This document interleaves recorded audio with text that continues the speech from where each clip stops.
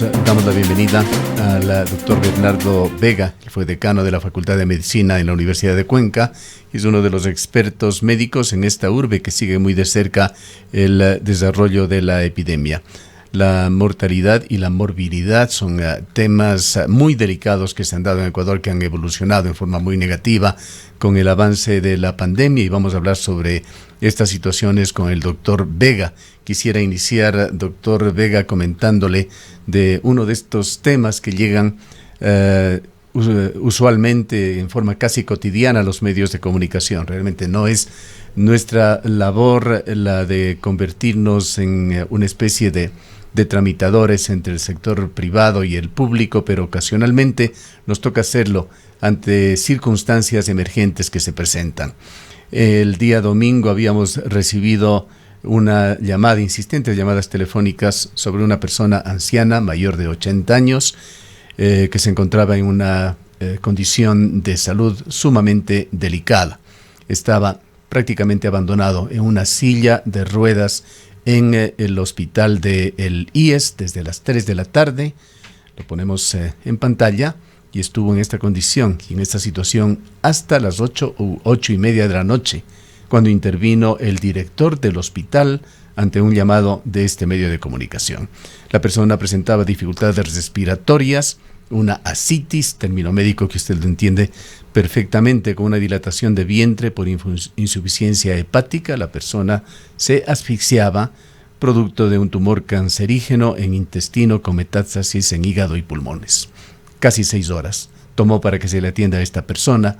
Lo que queremos reflejar con esto es el estado de situación de la salud pública en Ecuador, que es enormemente preocupante. Nos centramos en el coronavirus, pero está el otro tema de la morbilidad, que genera muchísimas muertes relacionadas indirectamente con lo que estaba sucediendo con la pandemia. Quisiéramos conocer su punto de vista sobre el estado de situación en el que nos encontramos y esta focalización que se ha hecho en 135 hospitales del país, una emergencia que en primera instancia tiende fundamentalmente a atacar la insuficiencia de medicamentos en los hospitales públicos. Le escuchamos. Muy buenos días, Piero, y buenos días, Rosana.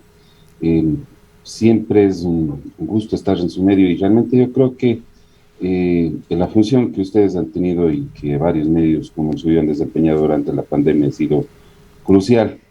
La exigibilidad y obviamente la transparencia son absolutamente necesarios para poder obviamente girar y dar cambios en un proceso que definitivamente puede mejorar.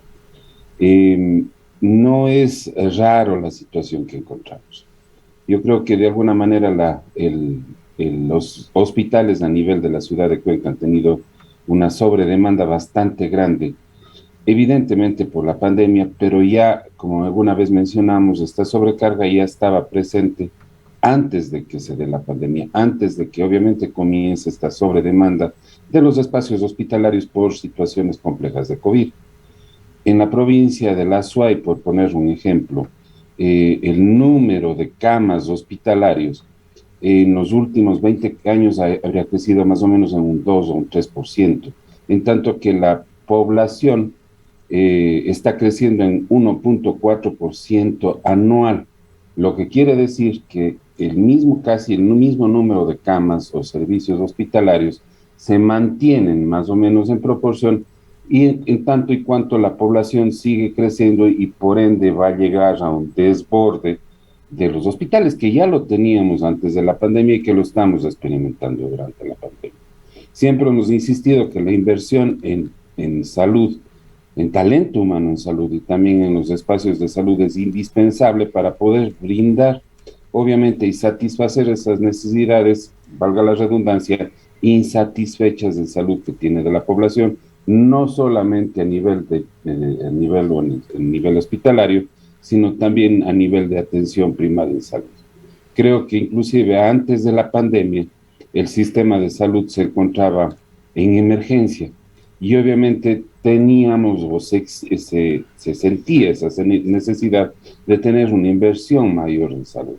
Recordemos que anualmente el presupuesto en salud se ha ido recortando, entonces obviamente si vamos sumando este tipo de situaciones donde no existe un incremento de camas, hablo a nivel público, donde existe un recorte en talento humano también que se dieron en años anteriores y donde existe un recorte en el presupuesto de salud, evidentemente pone a la salud en una situación bastante crítica y compleja que sumado a los hechos que se han detectado de corrupción, ponen definitivamente en crisis, al sistema de salud. Doctor Eh, Vega, doctor Vega, muy buenos días.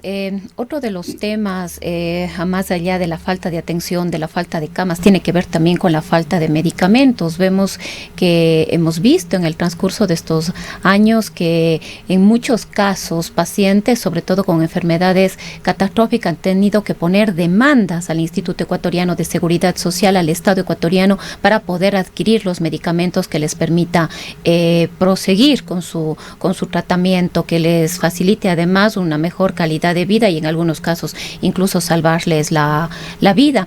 En estos días se ha firmado un convenio para la adquisición de medicamentos, pero un anuncio del vicepresidente de la República fue el quitarles las farmacias a los hospitales, en este caso estatales, públicos. ¿Cuál es el criterio suyo al respecto? ¿Este es un camino apropiado para poderle dotar a la población de la medicación necesaria, primero, que debería ser el principal objetivo, y segundo, evitar hechos de corrupción como los que se han vivido también? Mire, realmente yo pienso que es algo que ha generado bastante debate. Ante la propuesta del señor vicepresidente de sacar las farmacias de los hospitales y entregarlas en manos del servicio público, creo que el Ministerio de Salud ha tenido una posición evidentemente distinta a la del vicepresidente. No se puede hacer esto. No, sacando del sistema público no se garantiza la transparencia. No, el sistema privado tampoco ha sido un ejemplo de transparencia en ninguno de los momentos. Y de hecho, uno de los problemas básicos del desabastecimiento va de la mano con un sistema de compras públicas que de alguna manera está diseñado o pone en un mismo saco a todos los procesos, y desde la universidad hemos sentido justamente las trabas que existe con el sistema de compras públicas y el sistema nacional, donde establece tiempos, donde establece evidentemente unas distintas elementos, poniendo en un mismo saco a las compras públicas que haría una empresa eléctrica, una empresa petrolera, a las mismas compras con la urgencia que tendría en el sector salud. Es decir, las demoras que existen en este sistema de compras públicas estarían generando estos procesos de desabastecimiento de fármacos. Por otro lado, también el presupuesto de salud. Si usted no tiene presupuesto, tampoco puede iniciar un sistema de compra pública, es decir, va a desabastecerse de medicamentos. La otra es obviamente la regulación de precios. Dentro de esto, dejar a libre demanda la regulación de precios de los fármacos genera cosas que definitivamente nos han llamado la atención. Por ejemplo, al inicio de la pandemia, pruebas que costaban $140, hablando de PCR, que de golpe y porrazo, después de una regulación, que es un acto bastante importante que hizo el Ministerio de Salud, bajaron a $40. Es decir, la empresa privada no garantiza transparencia y más bien la oferta y demanda genera un precio que muchas veces es exorbitante. Por ejemplo, lo que sucedió con las fundas para cadáveres en el momento más álgido de la pandemia y que se prestó obviamente para los problemas de corrupción que se dieron en ese momento. Y por otro lado, también dentro del sistema de compras públicas, la garantía de calidad es otra cosa muy importante. No necesariamente el fármaco más económico es el mejor. No tenemos dentro del país un sistema de vigilancia o biovigilancia de equivalencia farmacológica para ver si los fármacos que son comprados con menor precio tienen igual calidad que otros fármacos, debiendo ajustar. Y definitivamente considero que el hecho de poner en emergencia sanitaria o declarar la emergencia para generar esta compra de fármacos es absolutamente necesaria y es una respuesta pues a las necesidades que se va sintiendo en los hospitales, por ejemplo con sustancias que son absolutamente necesarias para mantener a los pacientes dentro de los hospitales con ventilación mecánica, como son estas sustancias como el midazolam u otras que se usan para generar estos procesos, y otras que a su vez se dan para la atención de pacientes con procesos crónicos. Es decir, es necesario revisar todo este proceso de compras públicas dentro del sector salud para volverlo eficiente y obviamente generar una veeduría para evitar que se generen procesos de, digámoslo así, corrupción o incremento de precios tanto del expendedor como de quien está comprando los fármacos. En lo que respecta aquí a la ciudad de Cuenca, con el conocimiento directo, conocimiento de causa que usted tiene, ¿cómo está la situación? En el caso que compartíamos con usted y nuestros oyentes que se dio el día domingo, una de las respuestas que tuvimos desde el hospital del IES en Cuenca es que estaba colapsado, que estaba totalmente lleno el hospital y no tenían una cama disponible. De hecho, a esta persona se le ingresó finalmente, pero a una cama puesta provisionalmente en emergencia. Las muertes excesivas han sido también parte de esta tragedia de la pandemia en Ecuador. Miles de muertes que han quedado solamente en las estadísticas, no se las ha relacionado siquiera en forma directa con la pandemia. En todo caso, las muertes excesivas sumaban más de 5,000 en mayo pasado, la cifra mensual más alta del segundo año de pandemia por el coronavirus, incluso comparable con el año 2019. Pero el reporte a nivel del país no es del todo malo. Con fecha 7 de agosto se señalaba que las UCIs, unidades de cuidados intensivos de la red privada de atención, fue lo más bajo de los últimos registros, 45% de ocupación. En el IES, Fuerzas Armadas, se reportaban a nivel nacional 80% y en los hospitales del Ministerio de Salud Pública 76%. Se entiende que estas cifras van paulatinamente mejorando. Pero en contraste, reiteramos, teníamos esta situación el domingo en el hospital del IES en la ciudad de Cuenca. ¿Cuál es su opinión sobre cómo realmente estamos y aquí localmente en este tema de ocupación de los hospitales? Bueno, una de las cosas que me ha preocupado de sobremanera es que desde el 23 de julio el sistema de información a nivel nacional se ha reducido mucho, ¿no?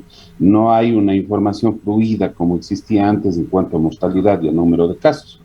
Estamos un poquito a la espera de un reajuste de esos casos por parte del Ministerio de Salud y de Información de la provincia. Sin embargo, hemos podido tener la información a través de la mesa cantonal y de la mesa COVID de la Universidad de Cuenca, donde el número de camas hospitalarias, sobre todo de terapia intensiva, existe disponibilidad ahora y no hay una lista de espera, hasta donde sabemos el último reporte que tuvimos.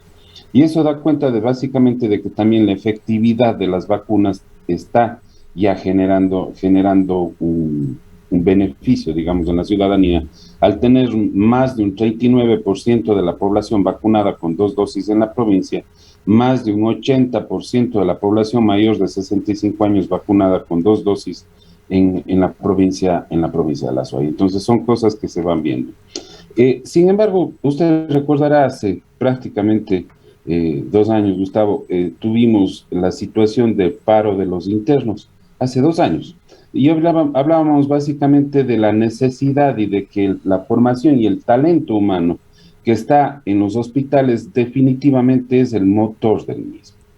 Usted tiene un hospital que tiene cierta capacidad, donde no hay un incremento de camas y no hay un incremento de personal, y evidentemente la población va creciendo y con la pandemia y obviamente con el descuido de alguna manera que tendría, no hablo de las personas que se han descuidado, sino por difícil acceso, dentro de esta ola de la pandemia las enfermedades crónicas van a tener una agravación. Es decir, no existe como antes la facilidad de acceso a los cuidados de atención primaria, donde se podía controlar más fácilmente enfermedades crónicas como diabetes, hipertensión, y ya se preveía desde hace mucho tiempo que dentro de esta segunda ola dentro del coronavirus también se comienza a manifestar un incremento de descompensaciones de enfermedades crónicas justamente por estas dificultades en el control de las mismas. Si sumamos esto, si sumamos que no existe un incremento de personal, no existe un incremento de camas, pero sí un aumento del número de pacientes, la consecuencia es lógica.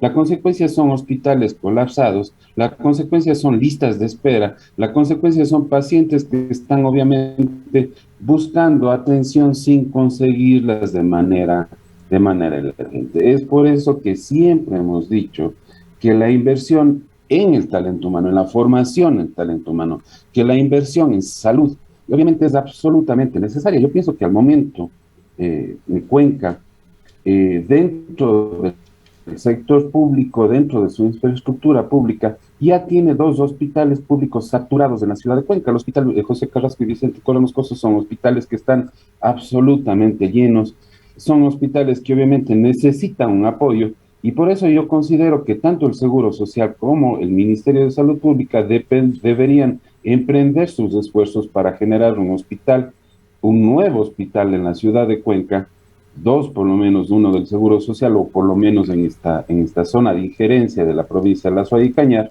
que permitan obviamente aliviar ese exceso de demanda de pacientes que tienen los hospitales, que que no reciben solo personas de la provincia de La Suay, Cañar, Azuay, Morona, Santiago, El Oro, inclusive a veces Loja y el Guayas están acudiendo a estos servicios de salud en busca de recuperación. Es decir, en estos espacios donde la inversión en salud es absolutamente necesaria, escenarios donde se puedan generar o que se puedan visualizar estas imágenes que definitivamente no tienen justificación, son absolutamente necesarias, pero la sobrecarga de trabajo que tiene el personal muchas veces sobrepasa las capacidades que tiene. Si usted antes atendía 10 pacientes, una persona, ahora está atendiendo esa persona 20 o 30 pacientes, es decir, va a haber una sobrecarga de trabajo bastante importante que necesariamente tiene que ser tomada en cuenta para solucionar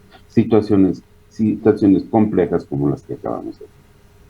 Nos deja, doctor Vega, usted con la sensación de que si bien hay una intención del gobierno de cambiar, los pasos que se han dado aún son totalmente insuficientes, como esta emergencia focalizada en 135 hospitales que tiene por objeto facilitar la adquisición de medicamentos o el suplemento de medicamentos para el público, pero van a tener que darse muchos pasos más. El vicepresidente de la República hizo una acción que ha sido bien vista, ha visitado decenas de hospitales públicos en el país, además por su propia profesión y pasado reciente conoce muy de cerca el estado de situación de la salud pública. ¿Cuáles, piensa usted, son los pasos más urgentes que tienen que darse para empezar a garantizar una mejor atención, sobre todo en los hospitales públicos en Ecuador? El primero, y lo hemos dicho desde que comenzó esta pandemia y obviamente mucho antes, es absolutamente necesario el reforzamiento del sistema público de salud, hablando del sistema como el Ministerio de Salud Pública y el hospital o los hospitales y las unidades dependientes del Seguro Social. ¿Qué elementos se necesita para ese reforzamiento? Lo primero es el presupuesto. Y lamentablemente de manera histórica hemos visto un recorte paulatino y constante del presupuesto de salud, en salud, pese a que esto no está o se vuelve inconstitucional.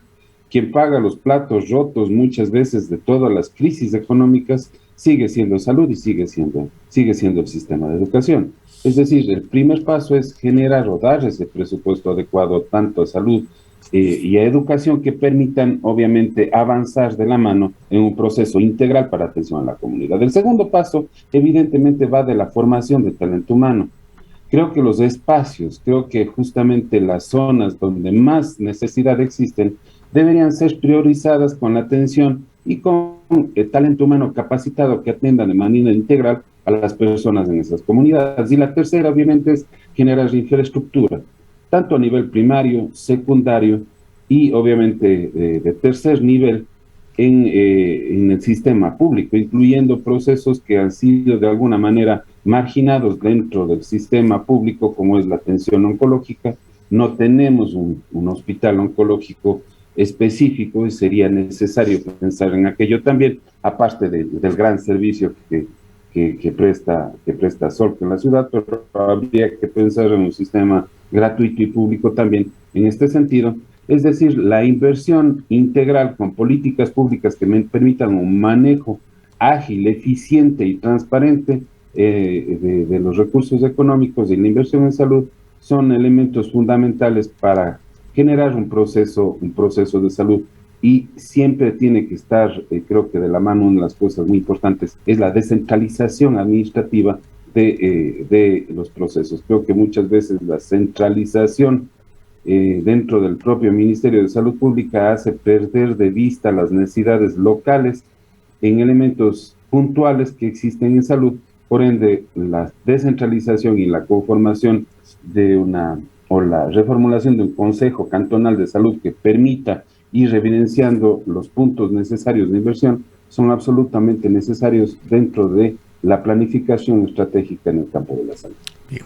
Muchísimas gracias por su presencia nuevamente, doctor Vega. El doctor Bernardo Vega fue decano de la Facultad de Medicina, es un prestigioso médico de la Universidad de Cuenca. En definitiva, por lo menos hay conciencia por parte del gobierno del estado de situación de la salud pública, hay confianza en lo que pueda hacer el vicepresidente de la República para establecer políticas públicas y sobre todo tomar acciones ejecutivas que vayan cambiando este mapa tan delicado por el momento y que tanto dolor y tragedia ha traído a Ecuador, exacerbado por la pandemia.